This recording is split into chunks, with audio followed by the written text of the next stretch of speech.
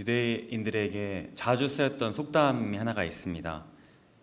그 속담은 이런 내용입니다. 아버지가 신 포도를 먹었으므로 그의 아들의 이가 시다. 이런 얘기들이 우리가 오늘 읽은 본문 예레미야서 그 위에 좀만 올려다 보시면 29절에 이런 내용이 나와 있고, 또 구약 성경을 이렇게 읽다 보시면 에스겔서에서도 이런 표현들이 등장합니다. 아마 포로로 잡혀간 이스라엘 사람들 중에 포로 2세인 자신들의 처지를 한탄하면서 만들어진 속담이 아닌가 이제 이렇게 추측을 합니다. 연좌제라고 해서 어떤 범죄한 사람과 특정한 관계가 있는 사람에게 연대 책임을 지게 하고 처벌하는 제도는 역사적으로 동서고금을 막론하고 있어 왔습니다. 물론 이제 그런 법들이 점점 없어지는 시대가 되긴 하지만요.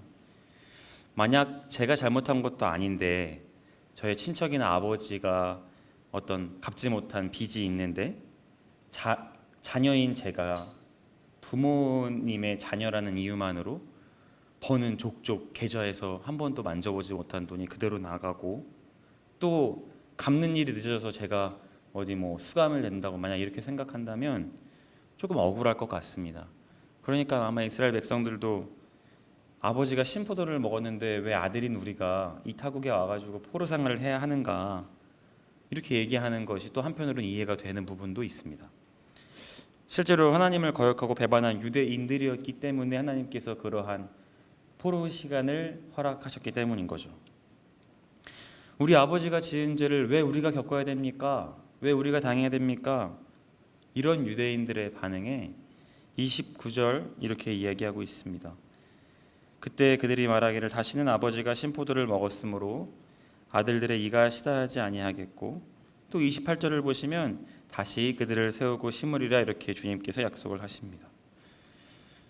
포로된 이스라엘 백성들을 다시 회복시키시겠다고 말씀하십니다. 그리고 날이 이르리니 이스라엘 집과 유다 집에 새 언약을 맺겠다, 오늘 본문에 그렇게 이야기하고 있습니다.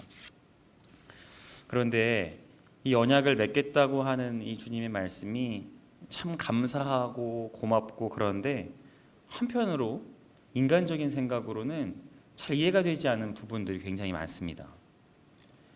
이 언약, 계약, 이 약속, 이런 성격을 가지고 있는 것들은 양측 간의 이해관계가 잘 맞아 떨어져야지 이런 것들이 성립이 되는데요. 예를 들면 제가 오늘 아내한테 오늘 새벽 기도회가 끝나고 나서 우리 저기 차나 한잔 할까, 커피나 한잔 할까, 이렇게 제가 얘기를 했을 때 제 아내가 저랑 신뢰관계가 있고 또 부부 관계이다 보니까 저한테 쉽게 얘기할 수 있습니다. 그래, 먹으러 가자. 근데 혹은 아니야, 싫어, 오늘은 보고 싶지 않다. 전날에 무슨 일이 있었을 수 있겠죠, 만약에 이런 대답을 받는다면. 어쨌든 쉽게 제안을 할 수 있고 오케이 혹은 거절, 이렇게 쉽게 할 수 있습니다. 그런데 세계적인 부자인 워런 버핏과 식사를 하려면 얼마가 드는지 아십니까, 성도님들? 우리나라 돈으로 약 54억 원 정도가 든답니다. 그러니까 재작년에 저스틴 선이라는 사람이 이 워런 버핏과 식사 약속 1시간 내지 2시간인데 그 식사 만찬을 한번 하기 위해서 경매에 붙였던 그 금액이 무려 54억 원이나 됐답니다. 놀라시지도 않네요. 54억 원. 예. 내 돈이 아니라서 놀라지 않죠. 아무튼 그런데 결국 그 저스틴 선이라는 사람과 어떤 여담이지만 어떤 사정 때문에 만나지는 못했다고 하는데요. 아무튼 이 워런 버핏이라는 사람이 투자를 잘하는 것으로 세계 최고의 경영자가 되고 부와 명예를 얻었고, 그런 사람인데 단순히 그와 식사 한번 하는데 무려 54억 원이나 들었다는 것에 놀라지 않을 수가 없습니다. 그런데도 줄을 선다고 합니다, 사람들이. 그와 식사 한번 하고 싶다고. 그런데 워런 버핏의 아내는 남편과 식사하려면은 오늘 나랑 식사해 주세요 이러면서 돈을 남편한테 줘야 할까요? 그렇지 않죠. 부부 사이 때문에 그냥 같이 밥 먹으면 됩니다. 이 약속과 계약 이런 것들은 명성, 부, 친밀함 여러 요인들에 의해서 대등한 사이에선 별로 조건이 붙지도 않지만 이제 계약이다 이렇게 얘기하는 건 조금 달라지는 것 같습니다. 양측 간의 약속을 잘 지키기로 서로 약속을 하고 만일 그렇게 되지 않았을 시에는 어떠한 불이익을 받아도 좋다, 페널티를 받아도 좋다, 이런 보상이 주어지는 것이 바로 우리가 이해하는 계약입니다. 사람들은 조금이라도 손해를 보지 않기 위해서 계약서를 꼼꼼히 읽어보고 또 어떤 때는 나와 맞지 않을 때는 무르기도 하고 그렇게 계약서를 서명할 때는 굉장히 사려 깊고 주의 깊게 우리가 행동을 합니다. 우리 성도님들 다 주머니에 들고 갖고 계시는 휴대폰만 해도 여러 약정 붙어 있지 않습니까? 좋은 핸드폰이 나와서 바꾸고 싶은데 이거 위약금 물기 너무 부담스럽고 불편하니까 중간에 계약 해지하면 위약금 문다고 하니까 그냥 어쩔 수 없이 쓰시는 것, 다른 대안이 없으니까 계속 쓸 수밖에 없는 상황들도 있습니다. 또 역사적으로 강대국이 약소국을 상대로 늘 손해보지 않고 자신들의 유리한 이점만 가져가는 계약, 조약 같은 것들도 많이 체결했습니다. 우리나라도 과거에 강화도 조약이라는 일본 간의 불평등 조약을 맺었다는 것을 우리 다 국사 시간에 배웠습니다. 이 인간의 약속과 계약의 개념으로 봤을 때 오늘 본문에서 하나님께서 새 언약을 맺어주신다는 이 말이 당최 이해가 되지 않습니다. 누가 봐도 뻔히 하나님이 손해보는 계약이고 이미 손해를 보신 계약입니다. 하나님이 무엇이 아쉬우셔가지고 왜 인간과의 언약을 체결하시고 내가 너희한테 구원을 주겠다 말씀하시는지 이해가 안 된다, 이런 이야기입니다. 그리고 이스라엘 백성들은 이미 신용을 완전히 잃어버린 백성들이죠. 아까 말씀드렸던 것처럼 계약서 그리고 이런 것들을 할 때 신용이 우리가 얼마나 중요합니까? 나를 뒤통수 친 사람하고 다시 사업할 수 있습니까? 이스라엘 백성들은 신용 등급이 하나님 앞에서 최하점입니다. 하나님이 몇 명의 선지자를 계속 보냈습니까? 그렇게 살면 망한다, 나 맺은 언약은 그런 것이 아니다, 기회도 계속 줬습니다. 그런데 바알과 아세라, 가나안의 문화 계속해서 그들은 하나님보다 좋아했습니다. 32절의 말씀 오늘 읽었는데요, 내가 그들의 남편이 되었어도 그들은 내 언약을 깨뜨렸음이라. 하나님도 잘 알고 계시는 부분입니다. 그들의 신용이 처 밑바닥이고 언약을 깨뜨린 민족이고 다 알고 계시는데, 그런데 왜 하나님은 다시 새 언약을 맺어주시겠다 이런 말씀을 하시는 거냐, 이런 질문입니다. 우리 인간으로서는 이런 하나님의 선택과 구원하시겠다는 하나님의 선포를 이해할 수 없기 때문에 우리가 하나님의 구원을 은혜라고밖에 얘기할 수가 없다는 겁니다.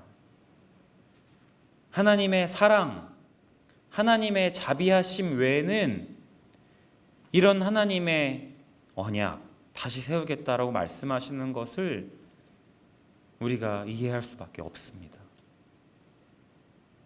인간의 머리, 사람의 생각, 우리의 수준으로는 이해될 수 없는 게 맞습니다.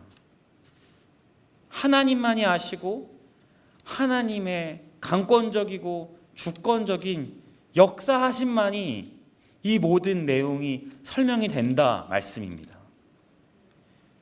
만약에 우리한테, 우리 주변에 신용을 깨뜨린 인간이 있으면 내가 다시는 그 인간하고 계약을 체결하지 않으리라, 사업하지 않으리라, 그리고 사기를 쳤는데 이게 어떻게 두 발을 뚝뚝 뻗고 잘 수 있지? 어디 갇혀야 되는 것 아니야? 이렇게 화가 나는 것이 우리의 생각이지만 하나님은 먼저 손 내미시고 용서하시고 다시 새 언약을 주시겠다고 말씀하십니다. 이스라엘 백성이 아버지가 포도를 먹었으니까 왜 우리가 이가 쉬어야 됩니까? 이 말이 사실 얼마나 교만한 말입니까? 정말 그들이 아버지가 먹은 포도, 죄 때문에 포로로 왔습니까? 물론 그것도 틀린 말은 아니지만 아들들도 똑같이 하나님께 범죄하는 인간들이었습니다. 다만 아이들이 그런 것처럼 내가 잘못했지만 다른 사람이 더 큰 잘못을 하면 제가 더 잘못한 것 아니냐고 하면서 나를 한 걸음 뒤에 물러서게 하는 것처럼 자신들의 핑계를 대면서 아버지가 한 일이지 우리는 포로를 살 만한 사람들이 아닙니다. 항변하는 것입니다. 그런데도 하나님은 그 속내를 다 아시면서도 눈 감아주시고 그래 알았어. 아버지가 신포도를 먹었는데 자녀들이 이가 시다는 얘기 알았어. 그러니까 이제는 그렇지 않고 신포도를 먹는 자마다 그의 이가 신 것 같이 누구나 자기의 죄악으로 인해 그렇게 되게 할게. 새 언약을 맺을게. 다시 기회를 주십니다. 도저히 인간의 생각으로는 가능하지 않지만 이 모든 선택이 하나님의 주권과 하나님의 권능으로 가능하다. 그 말씀이 우리가 오늘 읽은 본문 32절, 33절, 34절 끝에 나와 있습니다. 동일하게 이렇게 이야기하고 있습니다. 여호와의 말씀이니라. 태초에 하나님께서 말씀으로 세상을 창조하셨듯이 하나님의 말씀은 힘이 있고 능력이 넘치는 말씀이십니다.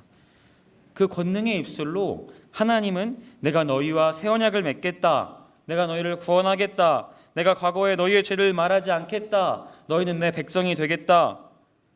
왜? 내 여호와 말씀이기 때문이다.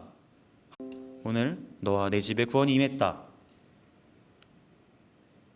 하나님께서 구원하시겠다. 예수님께서 구원하시겠다. 여호와의 말씀이시니라 선포하니까, 그리고 그것을 삭개오가 받아들이니까 그는 우리가 아는 것처럼 구원받은 사람이 되었습니다.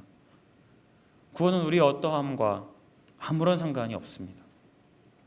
인간적인 기준으로 삭개오가 구원을 받을 만한 사람들은 아니지만 전적으로 하나님께서 구원하신 그의 인생이 어떻게 바뀌었는지 우리는 그 뒤의 말씀을 통해서 알 수 있습니다. 주여 보시옵소서, 내 소유의 절반을 가난한 자들에게 주겠사오며 만일 누가 누구의 것을 속여 빼앗은 일이 있으면 내 갑절이나 갚겠나이다. 그가 완전히 새 사람이 되었던 것을 우리는 알 수 있습니다. 돌아온 탕자도 마찬가지입니다. 내 아들이기 때문에 내가 용서하겠다. 주님 전적으로 내가 봐주겠다. 내가 새 언약을 체결하겠다 얘기하면 된 것입니다. 첫째 아들이 못마땅하고 표정이 좋지 않고 아버지 선택이 맞지 않다고 우긴다 한들 둘째 아들이 집으로 돌아오고 다시 잃은 아들이 다시 내 아들이 되었다 말하는 데는 어떠한 문제도 되지 않습니다. 사랑하는 명성 제1의 성도님들, 우리는 구원에 있어서 아무것도 할 수 없다는 사실을 기억해야 합니다. 그러나 하나님이 우리를 사랑하시고 불쌍히 여겨주시고 그의 자비하심으로 친히 새 언약을 다시 주셨음 또한 기억해야 합니다. 우리가 새벽에 나와 기도하실 때 어떻게 기도를 시작하십니까? 자연히 우리는 하나님 아버지, 아버지 하나님 이렇게 기도합니다.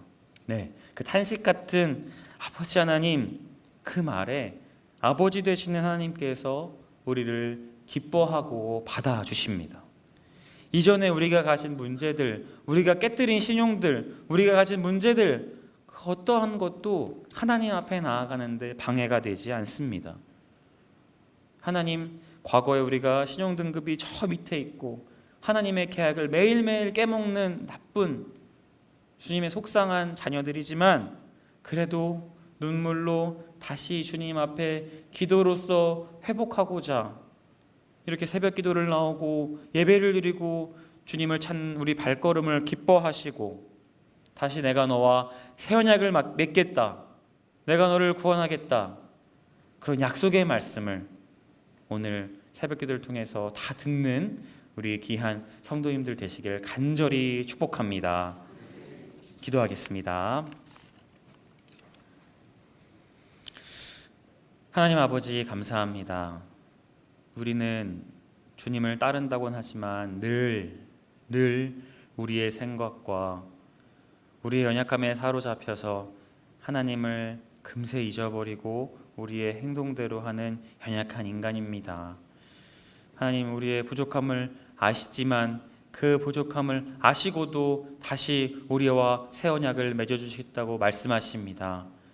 이 새벽에 주님께 기도하며 부르짖을 때 하나님 다시 우리를 받아주시고 주님의 은혜 안에 거하는 모든 성도님들 되게 하여 주시옵소서. 감사드리옵고 예수님 이름으로 기도합니다. 아멘.